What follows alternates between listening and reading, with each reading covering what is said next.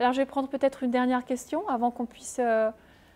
Est-ce qu'il y a une autre question? Est-ce que ça va? Oui. Rebondir par rapport à la dame. Oui. Vous ne soulevez pas quand on croit plus ou moins que l'hypnotiseur n'entre pas dans sa conscience. D'accord. Alors, ce que dit madame, en fait, sa question, et qui est tout à fait une question récurrente, c'est est-ce que lorsqu'on a un hypnotiseur, est-ce qu'on n'est pas un petit peu comme ça en retrait, et il n'y a pas une peur, en fait, en gros, hein, parce qu'on se dit, on ne veut pas qu'il rentre dans notre conscience. Hein. Ouh là là là là, hein, j'ouvre pas la porte. Hein.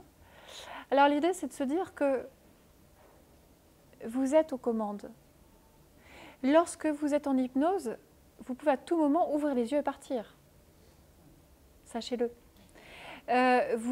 C'est vous qui élaborez vos stratégies. Maintenant, on pourrait dire, mais l'idée c'est de donner du pouvoir un petit peu à votre hypnotiseur, de lui laisser faire sa partie. Mais vous avez toute votre partie, à vous aussi. C'est un travail de collaboration. Il n'y a pas de cambriolage possible, il n'y a pas de... En fait, vous ne souhaitez pas que la personne aille jusque-là, eh bien, elle n'ira pas jusque-là. Vous savez, c'est un peu comme quand on a une personne face à soi qui rentre dans notre espace. Si elle rentre dans notre espace, c'est qu'il y a une partie de nous qui accepte qu'elle rentre. Il y a un endroit. Sinon, elle ne pourrait pas rentrer. Donc, si vous observez ça, eh bien, vous pouvez justement réajuster.